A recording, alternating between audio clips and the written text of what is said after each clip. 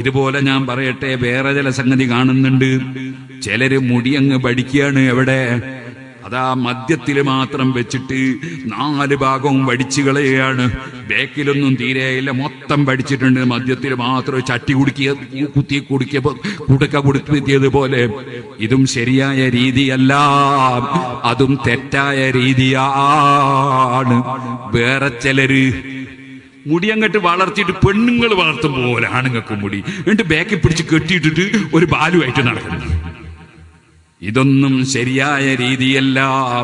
യാ അയ്യുഹല്ലദീന ആമനു ദുഖുലൂ ഫിസ്സിൽമി കാഫ, ഇസ്ലാമിൽ പരിപൂർണമായി കടക്കണമെന്നല്ലേ ഖുർആൻ പറഞ്ഞത്.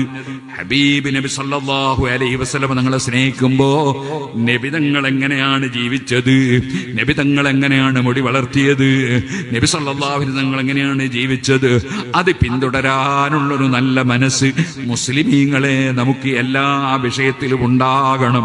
നമ്മൾ കുറെ അപ്പുറവും ഇപ്പുറവും കുറ്റം പറയുന്നവരും പരസ്പരം നിസ്സാരപ്പെടുത്തുന്നവരും പരസ്പരം ഭിന്നിക്കുന്നവരും പരസ്പരം ചീത്ത വിളിക്കുന്നവരും അങ്ങനെയൊന്നും ആകാതെ നമ്മുടെ മുന്നിലൊരു മരണമുണ്ടെന്ന ബോധത്തോടെ ആ മരിക്കുന്ന സമയത്ത് ലാ ഇലാഹ ഇല്ലല്ലാഹ് എന്ന കലിമ ചൊല്ലിയൊന്ന് മരിക്കണം. സുബ്ഹാനല്ലാഹ്. അതുവരെ ഉള്ള ആളുകൾ അവരെല്ലാം മാറി നിന്നുപോയി. നമ്മൾ സ്വന്തത്തിൽ തന്നെ മരണത്തിന്റെ വേദന അനുഭവിക്കുകയാണ്. ആ മരണം സംഭവിച്ചാൽ നമുക്ക് ഖബറിലേക്ക് ഒറ്റയ്ക്ക് പോയി കിടക്കാനുള്ളതാണ്. അവിടെ മുങ്കർ നക്കീറിന്റെ ചോദ്യത്തിന് മറുപടി പറയാനുള്ളതാണ്. കൂടെ ആരും വരുന്നില്ലല്ലോ. എത്ര വലിയ വണ്ടിയിൽ യാത്ര ചെയ്യുന്നവനും മയ്യിത്ത് കട്ടിലിൽ കയറുകയാണല്ലോ. സുബ്ഹാനല്ലാഹ്. കണ്ണട അഴിച്ചു വെച്ചു പോയി. അതേ, നീ സ്വർണത്തിന്റെ മോതിരം ധരിക്കാറുണ്ടോ? ഹറാം. അത് ഊരി വെച്ചു പോയി. എല്ലാ മോതിരവും എല്ലാ സാധനവും ഊരി വെച്ചു പോയി. നിന്റെ അന്തസ്സുള്ള ഡ്രസ്സുകളൊക്കെ ഊരി വെച്ചു പോയി.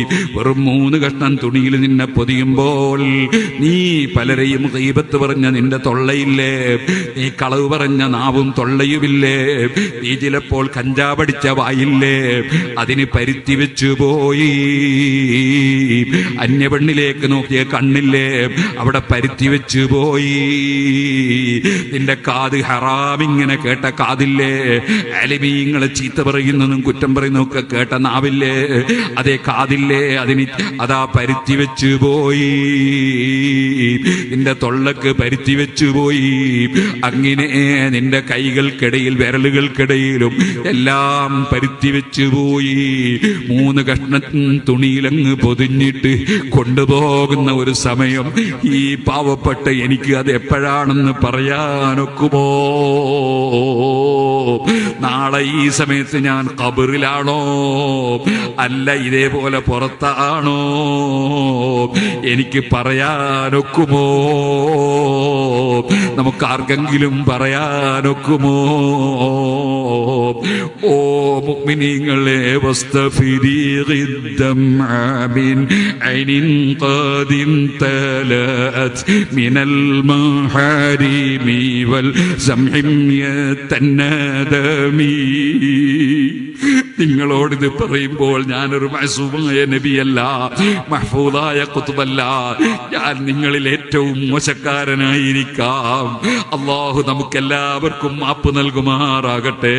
നമ്മുടെ ഖൽബ് അല്ലാഹുവിലേക്ക് തിരിച്ച് ജീവിതത്തിൽ വന്ന തെറ്റുകൾക്കൊക്കെ റബ്ബിനോട് മാപ്പ് പറഞ്ഞു നല്ല കാര്യങ്ങൾ ചെയ്തുകൊണ്ട് മുന്നോട്ട് നീങ്ങണമെന്നും നല്ലവരായി ജീവിച്ച് മരിക്കണമെന്നും എന്നോടും നിങ്ങളോടും വസിയ്യത്ത് ചെയ്ത് ഞാൻ എൻ്റെ വാക്കുകൾ നിർത്തട്ടെ.